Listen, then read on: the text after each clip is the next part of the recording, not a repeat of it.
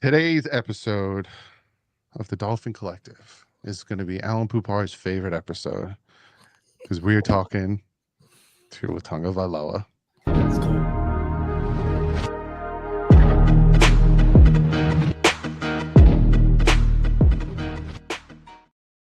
What is up, Dolphin fans? Welcome to another episode of the Dolphin Collective, brought to you by BetUS.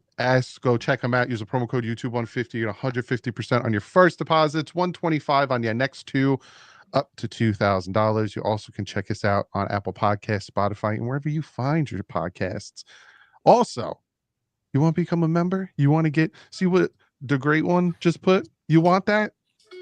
Become a member. That's how you do it. You become a member, you get custom emojis, monthly member messages, name in our outro credits, and access to members only live chats. It's the join button next to the subscribe button. Very easy. So there's been a lot of hoopla last week about that man that Alan Pupart is holding up of Tua Tagovailoa. Anybody who thinks I'm a hater. Oh my gosh. I It'll was be going to very play clear after this episode is over. Yeah. Nope. I have about Go ahead. 4 different videos I want to play, but I want to just play the audio and I haven't figured it out. And obviously I would have to download the video, then edit it and yada, yada. And obviously I didn't do it. So there is multiple sources of people talking about the comparison of Tua Tagovailoa to Drew Brees. Now I can't play the audio, so we're just going to have to go off of what we've heard. And there is Drew Brees himself talking about it with, I think that's Cam Jordan. Cameron Jordan. Yeah. We have Teron Armstead doing it twice, and we have Louis Riddick doing it. And Louis Riddick's is probably the best comparison because Don't be running and hide on TV. Don't run and hide. Come on, Omar. Because Louis Riddick didn't go into he kind of went in the way that Tua's career is starting and how Drew Brees is kind of similar. And then how Drew Brees, he kind of took off when he went to New Orleans and had, better O-line and this and that. So we're going to talk about it. It's a hot topic. We're going to talk about it for, again, 20, 30 minutes. Then we're going to get to your super chats. That's how the episodes are now formatted. What's up, Alan? Can I interject very quickly? Because you said no. Hold on. You said sources said that when you put a microphone in front of somebody and say, talk to me about Tua in the comparison to Drew Brees. Oh my God. That's not a source. That's not completely unfiltered. Tell me I'm wrong. Omar Kelly, tell me I'm wrong. You're wrong. You're wrong. Omar is and mean it. Tell me I'm wrong and mean it. You're wrong. Okay. Because Drew Brees volunteered the name. He wasn't asked about people who compared to him. They're both short and accurate quarterbacks. What is there not to get about this comparison? Let me. I don't understand this volunteer of a name. I literally wrote down exactly what he said. He offered the name. Yeah, Tua and Purdy. Yep, they're most similar to me from the perspective of shorter, not strong arm guys, precision passers. Accuracy. He says shorter, not strong arm guys. What was the context of what we were discussing? Omar, what was the context of what we were discussing? I look at Tua and Purdy. They're most similar to me from the perspective of the only thing that matters is from the perspective of what follows that is what they're similar at. Shorter, my friend. We were discussing accuracy, precision throwers, spot throwers. I know you heard that word. I know Brees even brought that up that's too. The word that you like to throw. That's right. That's spot throwers. As opposed to throwing where the guy is at this moment and he's not going to be 3 seconds later. So you throw to the spot where he's going to be. Alan gets it. Ryan Tannehill has never done that. Oh my God. You really going to have a Ryan Tannehill conversation? Ryan Tannehill need to have a receiver open. Who, by the way, had see it. Whose single season highest passer rating was higher than Tua's. When he got around an O-line and some weapons, by the way, since Omar wants to point that out. And an offensive line and the best running back in the game. Please, can we let Doug do what Doug does? What does Doug do if Doug is going to do what Doug does? Well, Alan, I want you to elaborate a little bit more on your spot throwing. So are you saying that not all quarterbacks are spot throwers? I'm saying if it's a and this is even Zach Wilson said this, that you're throwing to a spot where the receiver is supposed to be. It's that's Dolphins offense is based on that. And this notion you're throwing to a spot, again, if I'm throwing 20 yards down the field and you're cutting to the right, I'm not throwing where you are. I'm throwing to the spot where you're going to be. So we're getting into semantics. You're not spot thrower then? There are a lot of quarterbacks in this league that are not spot throwers and need to see receivers open. Sure. Being one of them. The good passers, though, throw to spots. Elite quarterbacks throw. Time out. Hold on, Omar. Did you or did you not? Correct me if I'm wrong. You're on the stand here. Did you not refrain from saying that Tua was elite at the end of? I'm just saying I didn't say Tua is elite. Oh, okay. But the framework of eliteness begins with accuracy, precision throwing, and that is spot throwing. No, it's not. Tua has all of those traits. No. Yes, it is. It does not begin with a cannon arm. It does not begin with a 6'7", 260-pound frame. Those are the unicorns. It does not begin with running and athletic ability. That's new. That's the unicorns. We have that. This is the conversation. This is the context of the conversation, which is why I would love for Doug to continue to do his thing. The comparison from the very beginning was that Tua can be this generation's version of Drew Brees. No, we can't. I think that's where people are getting. First off, we all know the group of people who are getting their panties in a twist, that they think that the comparison of Tua to Drew Brees is, as everyone's saying, he's going to be Drew Brees. He is the next Drew Brees. No one is saying that. That's the top shelf of what he can be. Right now, what he can reach. Absolutely. Well, he's a different quarterback than Matt Ryan. Matt Ryan was like 6'5", 100%. Different. Matt Ryan was what? Like 6'4" or something. Completely different quarterback. But also, I made a point to go out and look at other quarterback comparisons, and they're all over the place, but no one gets all bent out of shape about those. Brock Purdy literally has been compared to Tom Brady. Yeah, but all of these comparisons are crazy. Like, why are we putting up stats from 20 guys that played 20 years ago to now? Are we going to really sit here and act like back then the corners weren't allowed to abuse receivers? Back then the quarterbacks weren't allowed to get abused? Like, all of that makes it. Do you know that the quarterbacks of the past threw 2 times more picks than everybody today? Why? Because they allowed physicality on the outside between the receiver and the corner. They didn't throw the laundry like they start throwing in the mid 2000s, like the early 2006 to 2015, where they had a culture shift. They didn't do that. Tom Brady ushered in a whole nother culture shift, but majority of his early career was the hard part. Then when he got hurt, rules changed for the quarterback. We cannot live without a Tom Brady. The game, Tom Brady said it himself. It's hard for me to watch today's football because the game has gotten so watered down and easy for these quarterbacks. They don't have to call their protections. That's not all he said. He said plenty, but I'm quoting what I remember he said. And it's so much easier today. This is why everybody believes Dan Marino will be 6,000 plus yards in today's NFL. So, are we going to dispute that?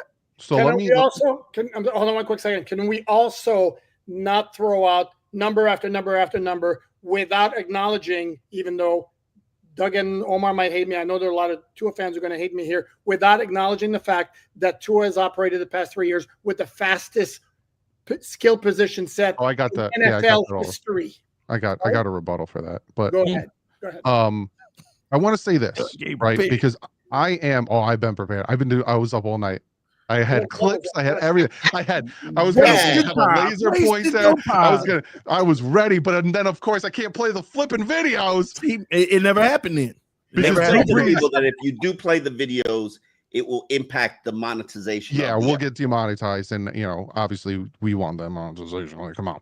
But Drew Brees, literally in the clip that I was going to play, talks about why he's a spot thrower and why it's important to be a spot thrower, and the my point about the speed that Tua's had. No. I got off on a tangent because something else was brought up.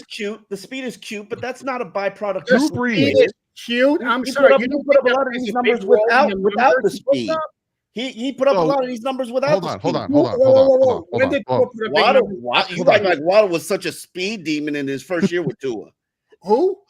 Exactly. You act like Jalen Waddle was such a speed demon in his first year with Tua. And Tua's numbers in Waddle's rookie season sucked. Look at it. Well, he also got hurt. The numbers blew up once Tyreek showed up. Got hurt.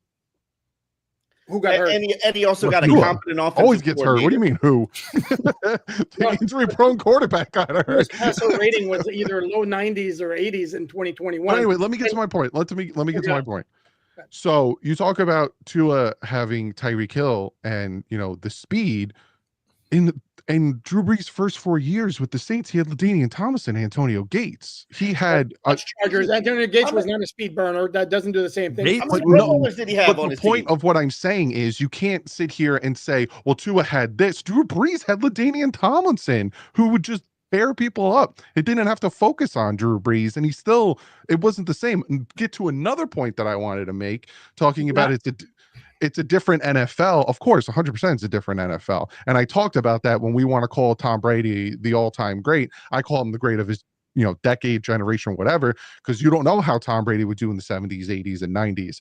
But to say that they weren't strict on the receivers back then is also not true, because in 2004 the NFL instructed officials to be more strictly enforced rules relegating illegal contact, pass interference, and defensive holding. That was 2004. It was also implemented in 1974. So you're actually making our point, though, Doug. You're making our point. Correct. They 2004. Drew Brees was still with the Chargers in 2004. No, numbers in this era. No. First of all, numbers from eras. Look at Omar. Look at the list of the top passer ratings in NFL history, and it's overwhelmingly newer guys. All new guys. None of the old guys were over 100. Okay, that's fair. But they were also playing a different style of football. The point is that's being missed again is. A lot of people it seems like people who don't like Tua, and I'm not saying you two gentlemen don't like Tua, but I'm noticing on Twitter specifically, it's the people that don't like Tua. When you try to compare him to someone who's good, going to be in the Hall of Fame, or any positivity with him, it bothers them, right? Like you can only say bad things about Tua. Then they'll bring up the same cliche comments, which is, oh, he can't stay healthy. Oh, he can't have a winning record against playoff teams. Okay. No, nobody's fighting either of those narratives. They're correct. But can you put a little perspective to what he's accomplished to this point in his career? He is still a 26-year-old quarterback. If he wasn't an injury-prone quarterback, he could possibly play till he's 40. Imagine where he would be 10 years into his career in terms of understanding, knowledge, progression, familiarity. It's endless if we could stay healthy. Now that's a huge if. Well, you're also okay. But this is the issue.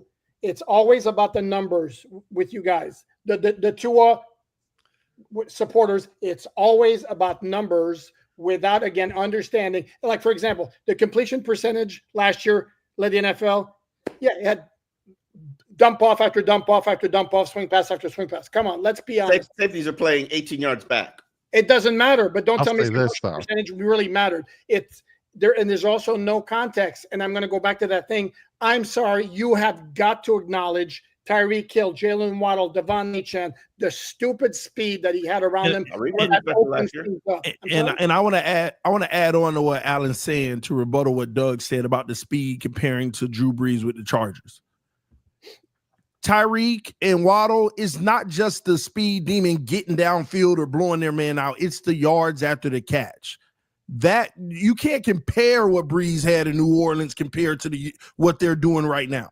What those guys are doing. New Orleans. I'm comparing the Chargers where he had 2 Hall of Famers on his offense. Nowhere near this kind of speed though. It's not. I take the get 2 Hall of Famers over the speed any day. Just the yards after the catch, there's a big difference. But then on the point of the spot throwing, Omar, y'all just keep on glazing over this point.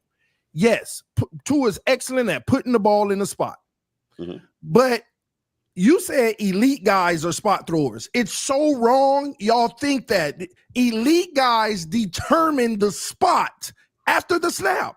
See, Tua's about timing. This is what I practice. That's the spot. You've even had ex-players say, you had a player that went to Buffalo said, man, it's totally different. The biggest difference is in Miami, you better get to that spot at that time. You better get there. Here, you're comparing Josh Allen to Tua Tagovailoa. Yeah, but because that's the point of the whole spot throwing. That's the difference between elite quarterbacks. Spot throwers put it in a spot regardless. You could have fell on the ground. The ball still coming to that spot. Go look at some of Tua's picks. That's not true. Some of them are not even his fault. The guy just never got to the spot. You see where they got bumped from the line of scrimmage. But Tua isn't a hike the football, literally read the field, what's going on. Did anybody impact my guy getting to the spot? And if they did, I got a new spot, and I'm going to anticipate where that is. He's not that.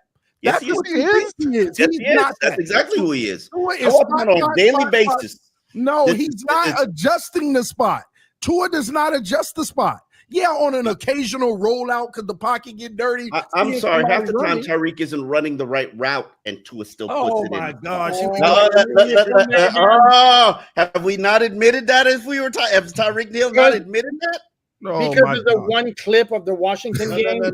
No, it's also Mike McDaniel. In which Tua threw it up anyway, and Tyree went to go get it. Correct. He was 5 yards open behind the Washington DB. So it was like he had plenty of time to adjust. By the way, I think Tua's he's a very accurate passer. But and how many times the balls hit the ground? And a matter of fact, Omar, Kirk Cousins said it himself. Think about the comparison, and this is something just for Allen. Think about when we watched Chad Henne and Ryan Tannehill. How many garbage practices that we'd watch on a daily basis because the quarterbacks were trash. Tua, every day, efficiency. Every day, execution. If he has a bad day in a month, it's an aberration. It's like, whoa, Tua was not good today.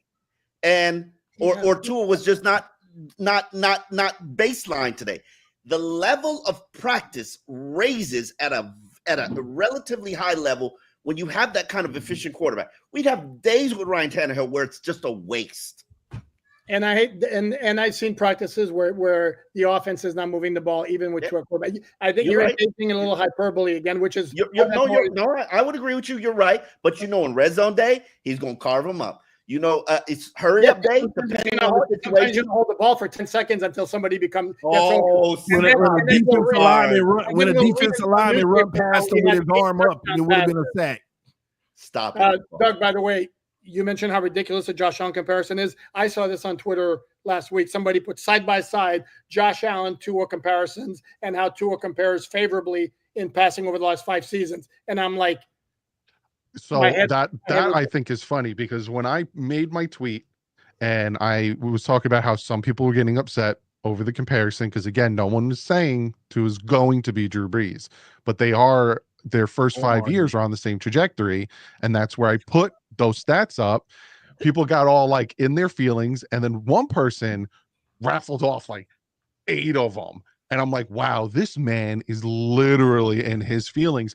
And he didn't even do the same criteria. Like I think he did Dan Marino. And I remember the other guy, but he did like the first Dan Marino, Derek Carr. He did the first 7 years. So it could show like it always makes me laugh how they'll twist it when I'm not. I'm literally giving you what I'm talking about, which is the first 5 years of Drew Brees and the first 5 years of Tua.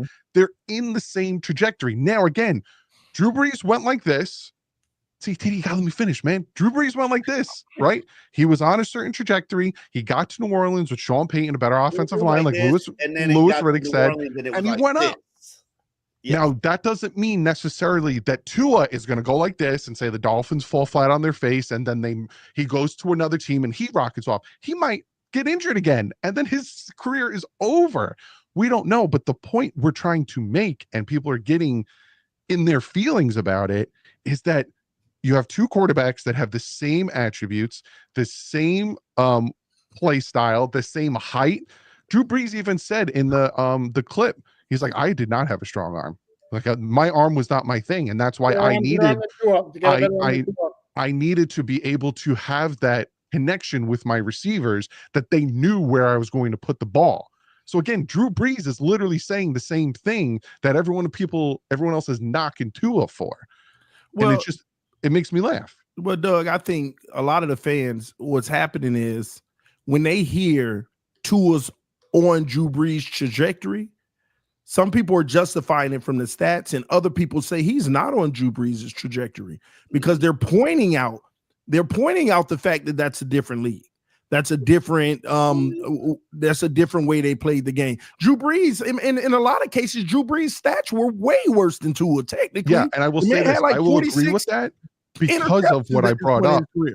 And the fact that Drew Brees had LaDainian Tomlinson. So they didn't force Drew Brees to throw 40 times in some games because he had LaDainian Tomlinson. And he also wasn't the man when he was with the Chargers. Phillip Rivers came in and why they drafted Phillip Rivers, and that's why they made an heir apparent. And just like Drew Brees will be a Hall of Famer, Phillip Rivers is probably going to be a Hall of Famer. Are the defenses tougher today than they were then? They were tougher than. I wouldn't take that. You know why I don't argue with you about how defenses play. There are rules now in the NFL where a receiver has to come down with the ball. That's a rule. Whereas back in the day, the safety Ed Reeves of the league. No. This is in the middle of the field. You have to allow the catch. Yeah. Back then, everything jarred out. Could decleat you. And that was not a penalty. And they intentionally played that style and let you know if you're coming over the middle, if you're playing in between these hash marks, we are headhunting. They would say Ray Lewis was dirty in today's NFL, like dirty. Him and Henry, yeah. Injections all day. Oh yeah. But that's the other thing too, though. And to go off of what Omar was saying, there was different rules that also benefited the receivers, like the push out rule. You know, if you could have got your feet in, that's touchdown. Doesn't mean necessarily you got your feet in because you got pushed out. What's the impact of that as opposed to basically receiving DBs being able to be headhunters back then, to where now you talk about having, like Omar said, having to get your feet down. DBs have to let you get your feet down with the ball before they can wallop you. Do you know how free receivers are today in open space? Like used to come across the middle in open space and you get a hit just because you're coming over the middle without the ball. I'm going to reroute you. And I get to do it with the utmost physicality. You can reroute them in the first 5 yards. But I get to do it with the utmost physicality. I mean, using my shoulder. I get to actually hit you. It's totally different. Today, it was made for the stats to be higher and guys to be more productive. The league, they've been made that decision because it sells more, and that's why the league is making more and more money. So you got all these quarterbacks operating in today's league. I don't compare him and Drew Brees. I just don't. Here's the other thing also. Year 5 as a starter for Tua was last year. We know what happened. Year 5 for Drew Brees as a starter was his first year in New Orleans in 2006 when he basically revitalized that franchise. And if you look at his receiving core, it's good players, but nowhere near dynamic playmakers like Tyreek and Waddle. It was Joe Horn, who was 34 years old at that time, and it was Marcus Colston, who was a very good wide receiver, but never was a burner. He did have Deuce McAllister as a good running back, but not a burner either, whereas Tua's played again with Tyreek and Bush. Reggie Bush was the first pick in the 2006. Yeah, he was that year. And to correct you, which rarely ever happens. Oh, go ahead. Drew Brees played 5 years in San Diego. His 6th year. I know his first year he played 1 game with no start. So I said, okay. All right. And by the way, back then, how many great quarterbacks were there in the league at a time? Drew Brees, would you say he was always top 12? Oh, easily. I can't. And today's quarterbacks are, and that's why I put it up, Doug, if you want to put it up. This is why I got Tua 18th, and I'm trying to figure out where would I be wrong. 18th. You got to give me a second. If we're talking right now, if we're not talking history. I mean, their careers. This is what we're talking about. Oh, you're going by careers then. No. Bo Nix. No, sir. I'm not giving you 1 season. Aaron Rodgers. Aaron Rodgers coming off the stinker of a year. Guys, to me, the criteria should be: here's your quarterback for the 2025 season. Go. Thank you. And they're going to stay healthy for the season. Who do you want? Then I'm putting 2 over Bo Nix. If he's staying healthy for the season, I'm putting 2 over Bo Nix. I mean, really, and Kyler Murray. Really, your list. I don't have any arguments with your list up until 13. Up on 13, Jordan Love. I could go with it, even though Jordan Love hasn't achieved anything more than 2 has achieved. Okay, I can let it ride because of playoff wins, because of durability. 2 playoff wins, Omar. Yeah, okay, 2 playoff wins. 2 has only played in 1 playoff game. Who fault that is? And that was the 4th coldest game in the NFL history. Mike McDaniel's fault. Listen, I would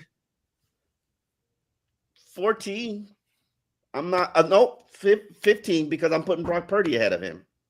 So Kyler behind. I can feel that one. Yeah, I can feel that one too. Kyler's behind. I'm sorry. Kyler's behind. Bo Nix is behind. And who else did you have? Aaron Rodgers is taking Aaron Rodgers. Yeah, if we're talking right now and a fully healthy Tua, I'm putting Aaron Rodgers behind Tua. So in other words, you have Tua 15th, Omar. Yeah, probably. Oh, good. So we get to quote Omar Kelly, ladies and gentlemen. I thought he was 16th last year. So no. You've been out off my back. You've been out here saying no. Saying if you ain't got a top 12 guy, you ain't got a guy. These are your words. But can I sit here and say that Tua can't be a top 12 quarterback? I can't. And you know why I can't say that? Because every year that he has been relatively healthy for the majority of the season, he has ended in the MVP conversation. It's been every two. It's for 2022 season. He was in MVP conversation December till the Green Bay game. Ain't no week 6 MVPs. What'd you say? Ain't no week 6 MVPs. No. I'm talking 2022 season, not 2024. Who was the team MVP? No, stop it. Listen, that's not the conversation that we're having. We're having the Vegas. Who is Vegas telling you to put money on conversation? Omar, it's only a problem with Tua because when you see the race at week 10 with all these other quarterbacks, everyone's like, oh, this race going on for the MVP. Yeah. But then you name Tua in there and you're like, what are you talking about? It's week 10. People, come on. Be honest. Hold on. It's so convenient that we all forget the 2023 Baltimore Ravens game up in Baltimore was a winner take all for the AFC Championship and for the MVP honors of the league. We all forget that so conveniently. Yes, the Dolphins laid a stink egg. It was the Dolphins, not Tua, that laid that stink egg. But we must remember that was the game and the conversation. It was. I can't even Google it. He could have been MVP. You're absolutely right. And nobody's putting it all on Tua, but they still scored 19 points, and it wasn't all on him. With no healthy Tyreek, no healthy Waddle, no healthy Raheem. But go ahead, continue. What was Josh Allen's receiving core last year? I forget. Hold on. Josh Allen's a whole different breed. Mac Hollins, Keon Coleman. I'm not. Listen, I got mad respect for Mac Hollins. There shall be no Mac Hollins disrespect. Who loves Mac Hollins? Mac Hollins would be a starter on this team. Let's not pretend like he wouldn't. And Mac Hollins has the exact same toughness that this team lacks. If they go 3 wide, he's a starter, but let's not pretend he's a high-end wide receiver. Come on. Mac Hollins plays with a toughness that you cannot bottle. I love Mac Hollins. Plays with a weirdness that you cannot bottle. The real conversation is there's nothing wrong with being weird if you're going to be SOB. Going into Buffalo in a bathing suit and you're not going to disrespect Mac Hollins and his barefoot nature. Why didn't we re-sign him? That's the real question. Yeah. Scared of dogs. I said it. What'd you say? Fear of the dog? I said they're scared of dogs. They're scared of people that and I'm a little disappointed in Mike because I think that if Mike knew Mac, and Mike would really be attracted to Mac. He left before that. I know that, but which is why I'm saying I feel if Mike knew Mac, Mike would really be attracted to Mac Hollins. Mac Hollins is the exact player that this team needs. Yeah, that's physical. I agree. No, hold on. Mac Hollins left the offseason. McDaniel became head coach. Yeah. So McDaniel could have re-signed him if he wanted to. That's what I said. If he knew Mac and Mac's body of work, I mean, Mac's a mercenary. Mac is going out there to get money and get opportunity. But he's the player that I love. There is nothing that's ever been handed to Mac Hollins. He has taken everything. I agree. But here's the thing about Mac Hollins, and this weirds me out a little bit because I'm with you. I love him. he's like a good team player. He's a little bit eccentric, and he's valuable because he does a lot of different things. Playing with New England in 2025, that's going to be his 5th team in 5 years. Every year, team. What's that about? I don't think that's a knock on him. I think his value. I think everybody wants to discount him and pay him pennies. He's going to get what he can. You're going to tell me he can never get him more than a 1-year deal? I mean, Jesus. They'll never give him, because he's plays the number 3 role so well that they're not going to give him real money. He's a gritty, grimy wide receiver, special teamer, hustler. I think that has value. I'm attracted to that, but I build a completely different team than the Miami Dolphins. So overall, looking at this whole discussion, because I think we all made very good, valid points on our side. We got him, Alan. If you want, we gotta let the fans weigh in on who won. Oh man, I wish I could play the audio. We couldn't. All of our evidence could not even be submitted to the jury. I'm just saying. Hold on. Omar, with that evidence again, it was obtained illegally. Ron, who I love, who's a great guy and all that. That's his former teammate. Are you really expecting Toronto to not like endorse his former made the comparison, and he stands on it. Here's the thing, and Ron was stuttering. Obvious. But here's the thing, and we get this a lot when it comes with Tua, because obviously, we've seen it with T.O., we've seen it with like guys who weren't teammates and have no affiliation with Tua, but we get this a lot where what else are they going to say? Nothing, right? Teron Armstead, what's your thoughts on the comparison between Drew Brees and Tua? I think they're similar quarterbacks, and I think they have the height and the he could have said the most vanilla answer, but he went into details. He said he started the comparison. Teron tells a story about how when Tua finally met Drew Brees, he comes up to Teron so excited because I'm taller than Drew Brees. He's like, damn. He's like, I can do this. I'm taller than Drew Brees. And he's like, yeah, that gave Tua confidence. And yes, this is about Teron giving Tua confidence. But you don't talk about a player like that if you don't believe. Alan, Teron believes in Tua.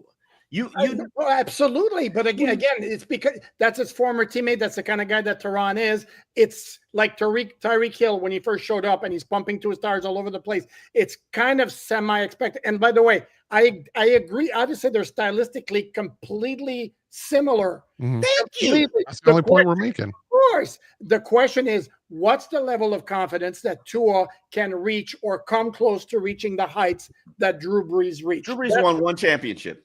40%. And that was a stacked team. Offensive line, 2 starting running backs. It's not just that though, Omar. The man was in NFC championship games repeatedly, the playoff appearances repeatedly. In a very weak conference, in a very weak division. You act like the Miami Dolphins with Tom Brady and Josh Allen have been playing in a are we really going to say a weak conference when Atlanta with Matt Ryan all those years were in the conference? Come on, man. I gotta get a censor button. You act like Atlanta went to a Super Bowl too. They were good. I had one good season. We sit here talk about all the quarterbacks that we missed in Dolphins land, all the quarterbacks that we could have. We never bring up Matt Ryan. Wasn't it Cam Newton in Carolina? What do you say? Wasn't it Cam Newton in Carolina? Yeah. Did every quarterback in that division go to a Super Bowl? Did every quarterback go to a Super Bowl to say it's a weak division? Didn't Cam? Didn't Matt? Didn't Breeze? What's the other team? The Bucks. I don't know. McNair. Yeah, like come on. Oh no, sorry, I'm thinking of that was no weak division. And he's headed to the Hall of Fame. Listen, stop. You know that is the weakest division in football, and now, has been for like the last 5 years. Now it is. Come on now, TD. So looking at what AFC sounds pretty. Louis Riddick said about how Drew Brees went from the Chargers to the Saints with one of the best interior defensive offensive linemen he's had. Do you think that is why his trajectory went off? Okay, hold on. He had 1 Pro Bowl selection on that offensive line, and it wasn't interior offensive lineman. It was tackle Jamal Brown. Okay. You're gonna make me play the clip, aren't you? Hey, if it. we get Well, demonetized, Rick it's might fine. be wrong, No, I'm going to though. state the facts. Yeah, I mean, it's not a question. Rick might be wrong, though. Pro Bowls don't mean anything. Yeah, I understand that, but it's okay. But Let me he's making the their point that interior offensive lineman was they won like top Jamar offensive Nesbitt. line Hold of on, the Jamar year. Nesbitt. Jamar Nesbitt was the left guard. The center was Jeff Fain. You guys even recognize those names? And the right guard was Jari Evans, who became a really, really good player, but who was a rookie in 2006. So, then what's his name was on that line too? He played for the Dolphins. Bushrod. He was not, but he wasn't a starter. I'm looking at it right now. 2006. I think You're talking about the Super Bowl year. No, the Super Bowl year was 2009. So, you're talking about when he first got there. Over time, I think the point that Lewis Riddick was making, I think the point Lewis Riddick was making, and I happen to agree with the point. This organization, despite their efforts, have done a poo-poo job of building a line that plays to Tua's strengths. The interior of the line, build the line in general, trash the last couple of years, and now my concern is, especially with a rookie playing, a second-year player playing left tackle, and without Teron Armstead, who we know you just have Teron there and you slide all your protections everywhere else. Mm-hmm. Without that player, is now Tua going to be susceptible to pressure in his face, which would make me very uncomfortable. Now, let's pray and hope that James Daniels is who he once was, and that Jonah Savinaya, Hawaii. I think it's like Hawaii. Savinaya. Damn. Savinaya. I can't get it. Jonah Savinaya will be worth the investment that the Miami Dolphins have made. However, the jury is still out. Of course. And all it takes is one injury for Liam Eichenberg to be right back there in the starting fold of this unit. No shade to Liam. I apologize. No. I try to be respectful to Liam, because Liam is really the sixth offensive lineman on this team, and that's a distinction earned right now, because I don't know if look like trash. If you guys saw Warren Sharp's whole thread that he did, which was fantastic, like absolutely fantastic. I'm not going to bore you, because there are people. Yeah. Let's bring up those numbers, because there are people in the chat who are like, tell me something positive about Tua. There's nothing positive. And again, those are the people that, Warren Sharp started the thread by saying, today alone, I've seen people refer to Tua as complete embarrassment of a quarterback, borderline unserviceable, pathetic, and garbage. Yeah, that's the hate. That's the legitimate hate. It's ridiculous. But we're seeing it. But here's to piggyback off of what Omar's saying, the offensive line, like when I thought they did more with the offensive line trying to build it for Tua. But over the last 3 years, they were the sixth cheapest in investing in the offensive line. And then did you know that his O-line has seen the number 3 least drafted capital in the last 3 years? Let me hold on. You're going 3 years. Tua's been the quarterback for 5 years. And if you go before that, I mean, every year I wrote about this on Miami Dolphins on SI.com. Cheap plug. Every year, starting in 2022, he signed Teron Armstead. Then he 2020. That was 3 years ago. This goes back. Rob Hunt. Yeah, it's a lot of investment. Jackson, Solomon Kinley, Liam Eichenberg. The investment has been Connor Williams. The investment made, but it hasn't been addressed. They invest, but not addressed. Yes. So, and it fails. And let me say this about investment in the O-line. People can miss me with this money spent on the O-line. Let's blame Chris Greer for getting it wrong in the draft. Let's stop talking about money, because if you want to do your research, you want to know who spent the least amount of money and kept winning Super Bowls? Chiefs. The New England Patriots. Chiefs kept spending the least amount of money and winning Super Bowl after Super Bowl. That's not fair. It is. Because they would drag replacements and let the guy who became great go. So let's put this on Greer not drafting well. Yeah, but you'll take less money to go play with Bill Belichick and Tom Brady. It's not even that. You have a quarterback. You have a quarterback that has let people go. Internal clock. Yeah, but that's what I'm saying. They could do that because how many people wanted to go to New England, to go to Kansas City? These were young players sitting behind the backups sitting behind the starters in a lot of cases. Because the Patriots behind them for 1 or 2 years. Bill Belichick's Patriots aren't that great at drafting. Like, if you go back and look at their history, they were not great at drafting. But what a lot of people didn't realize about a lot of those O-lines, just like the receivers, they were no-name guys, and then all of a sudden they became a name, and then people recognize, just like they did with the receivers. Let's not sit here and act like half of Edelman. They drafted their fair share of Isaiah wins. And they started and won Super Bowls, though. Yeah, because I think anybody you put on that offensive line, because people don't understand what the Patriots were. They were a run team. They were a run team with a quarterback who was efficient and a quarterback who executed in clutch moments. He was a sniper. That's who they were. They didn't need draft picks, and they played good defense. They still got the job done, and this is where I rely on. This is where I talk. Who's the sniper? Tom Brady. Okay, I just want to make sure. We understand what it takes if you don't have a good O-line. Okay. The Chiefs rebuilt their offensive line overnight like this because they went in the draft. They nailed the crap out of Creed Humphrey in the 2nd round and Trey Smith in the 6th round. And boom, their offensive line that sucked so bad in the Super Bowl was rebuilt overnight. And then they added. People forget they still went to the Super Bowl, Allen, with the bad 2 tackles. Well, the refs definitely helped. Well, I ain't gonna dispute. Listen. We had our fair shot of Creed Humphrey. I love how the 4 of us like, I'm gonna say. All right, let's get to these donations. First, we got Joshua Brooks, new member. Or no, you've been a member for a month. Nothing gets this panel going more than a Tua talk. Hey, it's good talking. We got nothing else to talk about right now. So what else? We were minding our business until Omar want to start fights on Twitter defending this mess. Listen, I got his back, yo. That's my guy. Listen, all I'm doing is just stating what the numbers say, that this is one of the only quarterback in the NFL with 100 passer rating for the last 3 years, and nobody ever wants to put any respect on his name. Who you ranked where in the NFL, Omar? No, I ranked him 15 tonight. I ranked him 15, but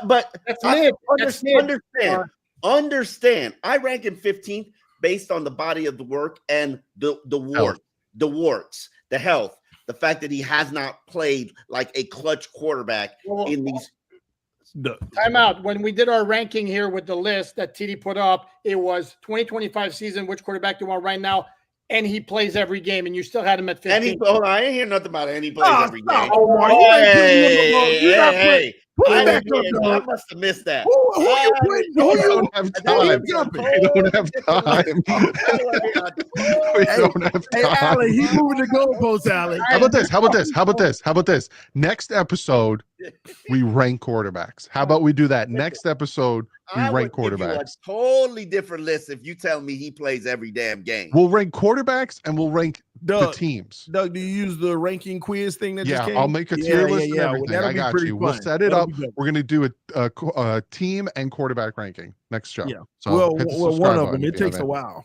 I think Tua was a good quarterback, by the way, but the people who obsess with numbers, to me, is like, this is where I'm lost. I'm not obsessed with numbers. What I am obsessed with is efficiency. I'm not obsessed with numbers. You know I'm not obsessed with numbers. You keep bringing them up. You never stop. I bring them up because y'all want to ignore them. Y'all want to overlook them. Well, y'all always want to bring up they're part of the game. About he's 4 and whatever against playoff teams. You want to bring up numbers that favor your argument, which is cool.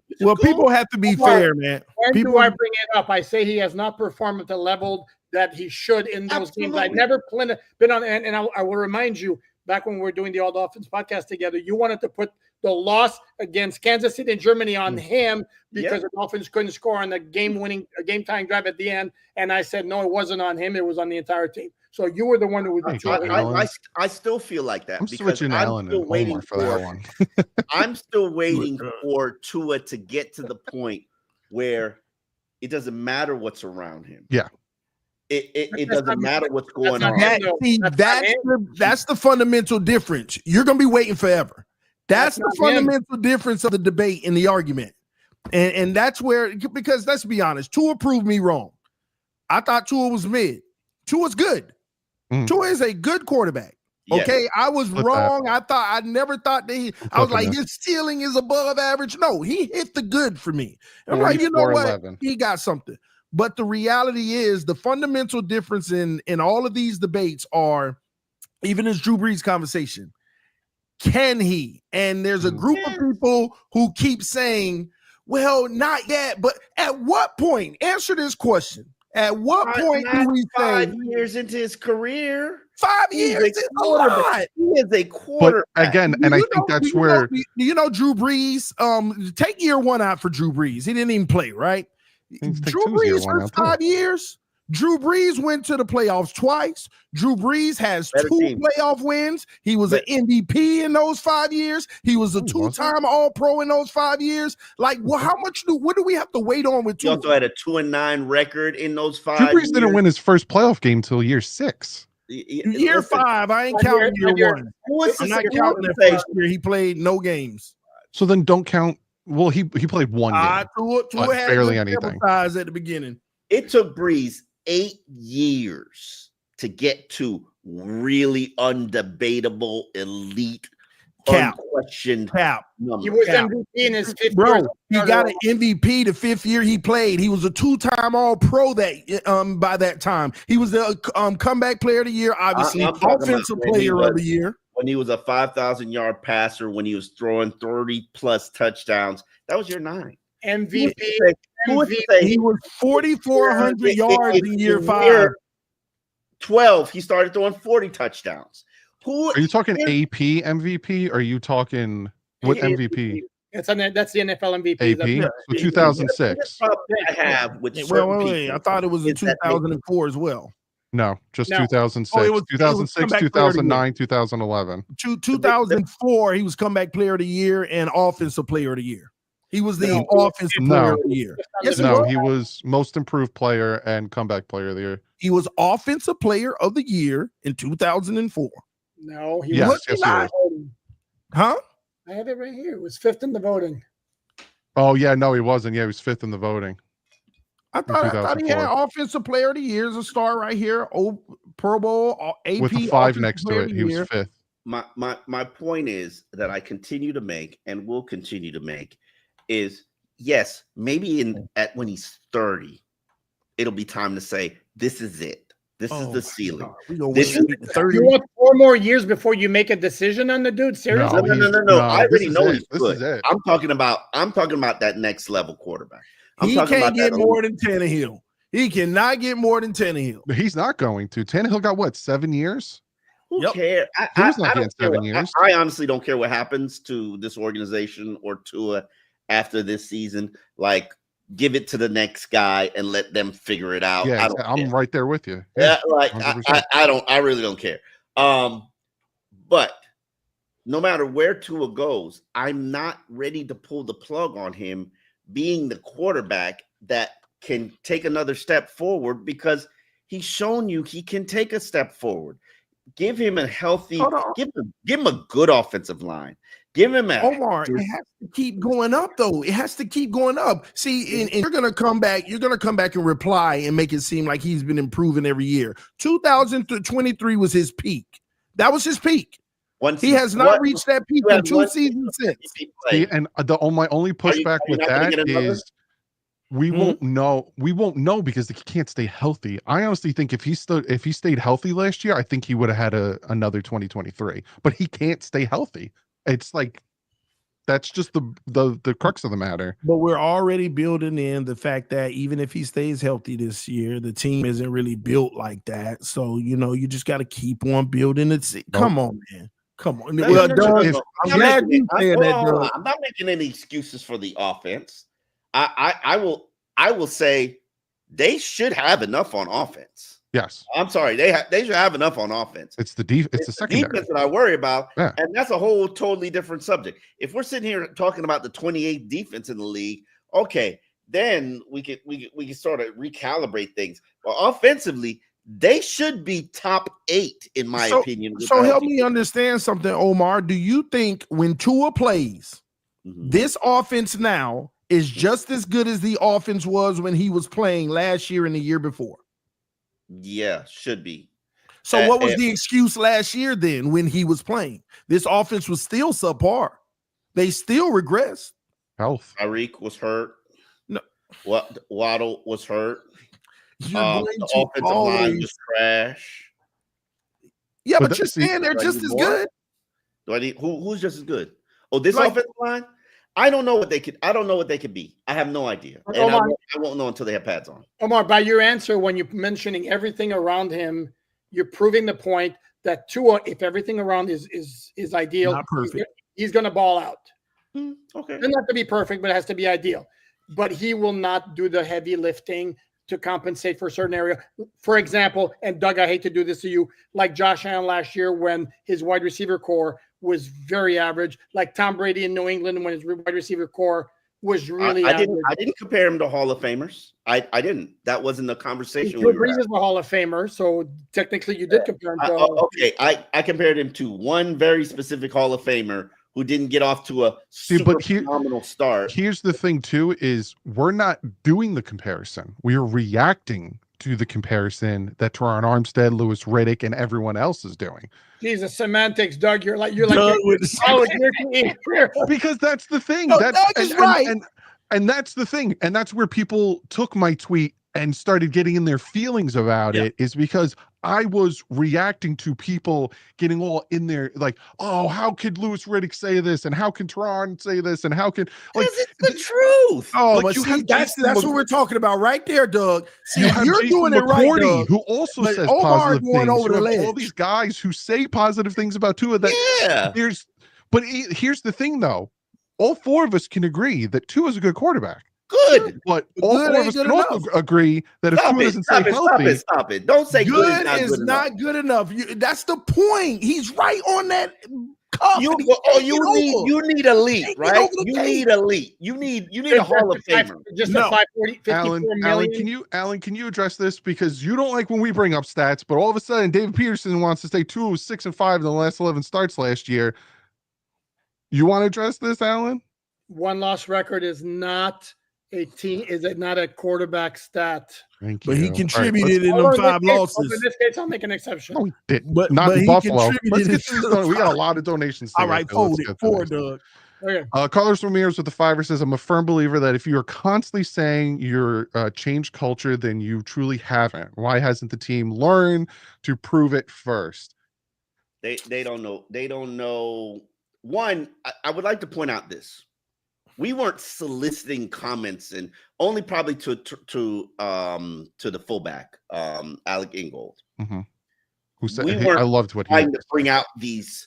Oh, this has a culture change. Oh, what are you guys doing differently? No, everybody wants to volunteer that the culture change, and it got to a point where I was just like, especially to Chubb, I was like, bro, we heard this last year, like. Why should we believe this year? And then his response was, and his response was, we were lying. We wanted to, but we never really made the investment. And my thing about culture, and I stand on this, you do not know what the team's culture is until you start getting punched in the mouth. Show me this team getting punched in the mouth, and then I'll let you know what kind. And I love what Zach Thomas said about it. Don't talk about culture. Don't talk about toughness. Do it. Don't. Correct. Just go out there and do it. But the unfortunate thing is these guys know exactly what's being said about them. They know. The thing about culture also is, to me, it's very simply all guys pulling in the same direction for the same goal. And the Dolphins had a couple of guys on the team who maybe were more interested in me, I love me, as opposed to the team. And I'm sorry. Well, with that being said, though, Alan, I have a question. Is there a world where nobody wants to trade for Ramsey? Is there a world? What do we do if that happens? Only if the Dolphins completely play hardball and say we're not paying a dime of his compensation. Hey, Terry's trying to get him to stay. And the Dolphins can't cut him. I mean, that's. But what happens then? What happens? They can pay him to stay away, like Le'Veon Bell. You're going to pay him all that money to stay away? Le'Veon Bell was a different story. Didn't have a contract. Yeah. He wanted the new contract. Yeah, they can do what the Texans did with Deshaun Watson. Once you stay away for the whole year, technically they could do that. But Ramsey would have to be cool with it. I don't know. I think that there's a lot more to this story that we all do not know. We know the relationship with Mike and Ramsey is not good right now. We do not know if it can be fixed. So nobody can sit here and tell us whether it can or it can't be fixed. But if it is fixed, and even Chris Kerr said, we'll get to that road when we get to it. Say it is fixed, though, Omar. Omar, say it is fixed. Now, all that culture talk, you bringing them back in the locker room. How does that work? Ramsey's a mercenary. He's going to perform and do his job. No, but you got on the team, literally, like, you can tell the difference. You know, you don't have the distractions in the lock, but everybody kind of insinuating of where that's coming from. If Ramsey's here and he's forced to be here, the media gonna leave him alone. He gonna do his job, and he gonna be a mercenary, just like in Ndamukong Suh. We gonna treat him just like we treated Ndamukong Suh, who we knew was here for the money and cared nothing about the team. All right, Ryan with the fiver says Poop and TD have zero clue what the issues are. Say it loud. The team will build wrong for Tua. He doesn't need speed. Go watch Prime Saints film. I don't even agree with that. We don't have a clue what we're saying, but Tua doesn't need speed. Sure. I do. No division titles. No playoff wins. I would love to see Tua have a big body receiver. Yeah, I don't think he needs speed. You saw what he did with Devontae Parker. 2021 with Parker and Mike Gesicki. How'd that work out? Yeah, but you we not. I said Mike Gesicki was the softest receiver ever in the history of Dolphins. He playing tough in Cincinnati. Yeah, but you saw the throws that he was able to throw to Devontae Parker with those 50-50 back shoulders and stuff that Devontae Parker was able to bring in. Like, yeah, that's why I kept saying they need to bring in a bigger receiver. It's nice to have Tyreek and Waddle, but you need that bigger guy. You mean from Ryan Fitzpatrick? Yes. But do you want me to bring a pull-up film right now? I'll demonetize this video real quick. No, let's count the number of catches and even like back shoulder throws or 50-50 balls to. Oh, he could catch 50-50 balls because he was a horrible route runner. You're missing my point. Okay. My point was that year it was Fitzpatrick who was throwing the 50-50 balls. The back shoulder throws a hell of a lot more than Tua. I'm talking about 2021. I'm talking about Fitz was gone. That's what I'm talking about. Yeah, anyway, how many of those were? Anyway, let's move on. There's a lot, and there were some really good passes. I did a whole film breakdown. And then No B with the tenor says Tua has a long way to go before being crowned Drew Brees 2.0. Brees averaged 4,000 yards a season over 20 years and started 15 or more games in 16 of those seasons. Production and durability, yes. And that's what we're saying. We're not saying it's going to happen. We're just looking at the first 5 of both of them and being like, they're on a trajectory that kind of similar. That's all we're saying. We're not saying it's going to happen. If Tua can fix durability issues, he can play 15 years and give you 4,000 yards a season. When before we drafted him, I didn't think he's going to last. If grandma had one to be grandpa. Yeah. Fish Pilot with the $20 donation said Drew Brees missed 11 starts over 20 years. Tua is on 15-5. Who cares about anything else? And we all can agree on that. And how many of those starts were him being forced to sit out? Thank you. Let's move on. Don't. We don't have time. Fish Pilot also became a member. I appreciate you. Glenn with the $5 says just for TD to know this Tyreek and Waddle were not in the top 25 last year, and Yak Achan was. Of course they weren't, because at the end of the day, there was no continuity. The spot thrower wasn't there. 40 less times to Achan, by the way. The spot thrower. Aaron Anders with the tour says, do y'all think Dolphins have the whiniest fans? No. I've seen worse. You know what Cincinnati's going through it right now. I'll tell you that. Cincinnati's going through it right now. All losing franchises do. Just put it like that. Because Browns, I don't hear, the Chiefs fans crying, the Eagles Philly fans crying. Not even Buffalo. I'm talking about baseball Philly fans. Yeah, so Birthday Salami with the tour says, how can we get Tua on the Jalen Ramsey trajectory? What does that mean? I have no idea what it means. I think he doesn't want him on the team anymore. He'll probably be traded next year. Yeah. Tua? If Mike McDaniel, if the team is so bad that Mike McDaniel's fired, Tua will be on next year. I'm the one that say Tua got at least 2 more. This one and next year. Because I'll put money on it. Incoming general manager and coach, while they're cleaning house, they probably want to just sit it there and evaluate it for one more guaranteed money year. They want their quarterback, especially with the 2026 quarterback draft. They're going to want their quarterback. We're talking about too long now. We'll talk about that mid-season. I'm not even out of the realm of possibility that this team can win 10 games. Yeah, we'll talk about that mid-season. Okay. Gary Williams with the $5 says, is Tyreek Hill's positive comment about Ramsey a shot at the organization? Does it show division? No. I think you can't take anything Tyreek says seriously. This is Tyreek saying, I'm the man. I'm going to get it done. I'll get Ramsey back on the team. Hey, if he does, more power to him. Put a C on his jersey. But he's right, though. We need Ramsey. Yes, if we're going to do anything, this is the last hoorah. Yep. Irving with the Tua says, Tua is a top 15 quarterback. Football heads know this. Yeah.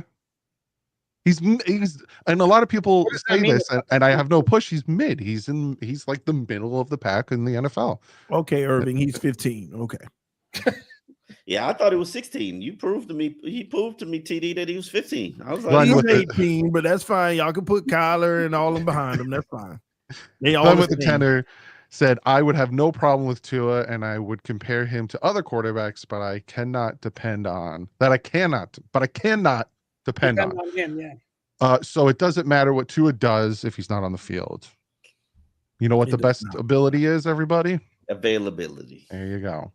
Alexander George's with a $5 says, gentlemen, what's your confidence level? Tua starts 14 games or more this season.